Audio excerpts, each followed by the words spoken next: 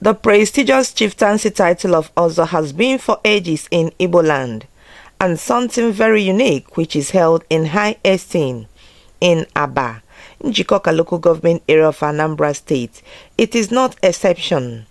Friends, well-wishers and different groups gathered in the palatial country home of Chief Sunday Ajemba as he received the Ozo title of Ubina Kweze, one of ABBA, to celebrate with him.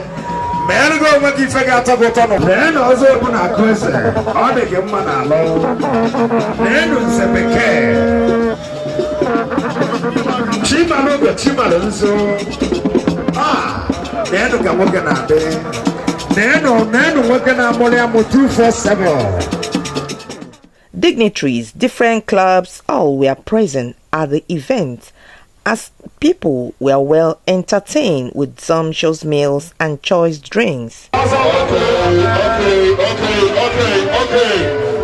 Because this is the great house of Abbanjikoka, the #1 house on the Chanin in Anambra State. If you are not a member, I don't know what to tell you. Right from the #1 citizen,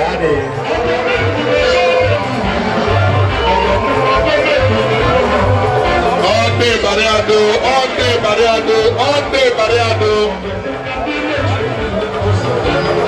our able president, Right Honorable Prince High Chief Ike Chukwuezimezilo,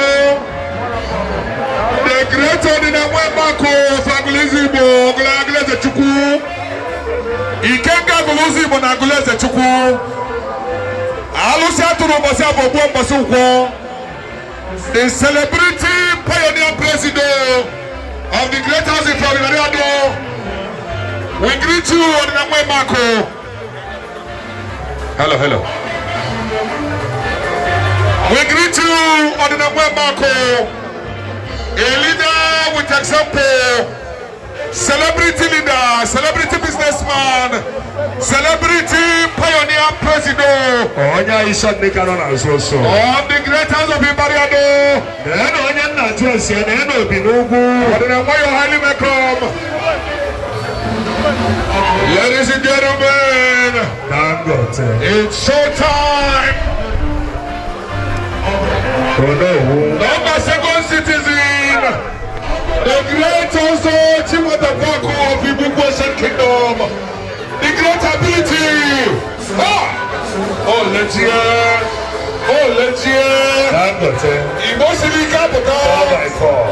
So he came back from yes, he wants the hope of the man.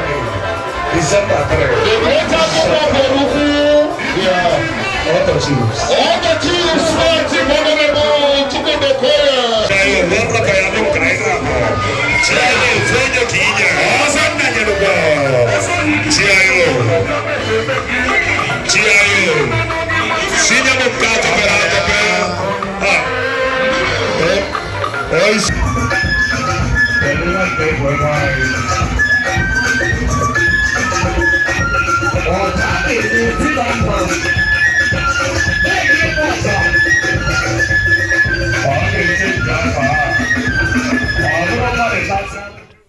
Some of the guests that graced the occasion described Chief Sunday Ajemba as a benevolent and kind-hearted man. He's a nice man, he's a responsible person, he contributed a lot to this ABBA in NJIKOKA local government, not only in ABBA, in NJIKOKA entirely, and Anambra State.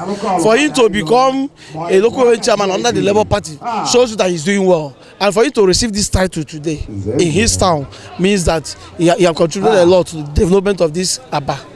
He's a generous man, man that is prepared from heaven and then sent down to the earth to help the poor and then to create record in his lineage.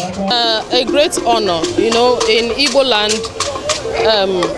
being given this kind of honor, a title, it's a great feat, and I truly congratulate him, because looking at the caliber of people that came around today, you will know that he's a great man to reckon with. He's a nice man, he's a good man, he's been a member of, he's one of our members. He's a devoted member of this particular party in question. Congratulations to him for taking this Ozo title. It goes a long way to show that he has really arrived in terms of capacity.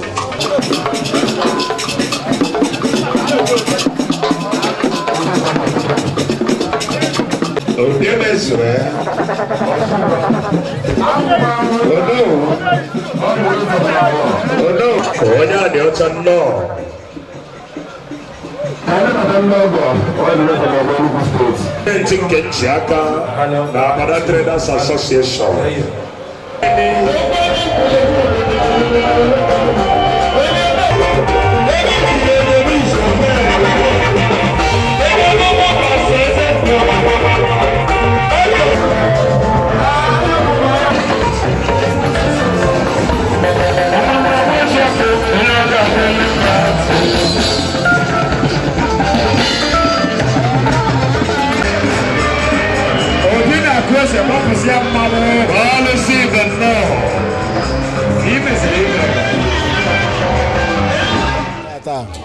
I'm a sure ABBA. We send do to him, the Punibe. I ban him. All on the start, I can contribute and know him ban him. I've been sang about starter. Tango, Google, Tata, Ulongans in Zabazulis. I wasn't in the half. I've been sang already. Now I'm going to make a now we hear the Obi the motor, Ozo Obi na kwese. Abba Maria, Abba Onitsha Maria, Abba Enugu State, Afia na Enugu State, Ebo Jenatam.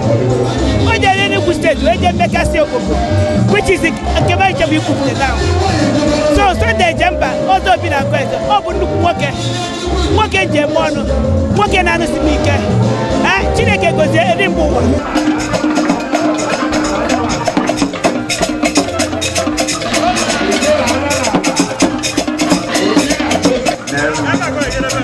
I'm sure.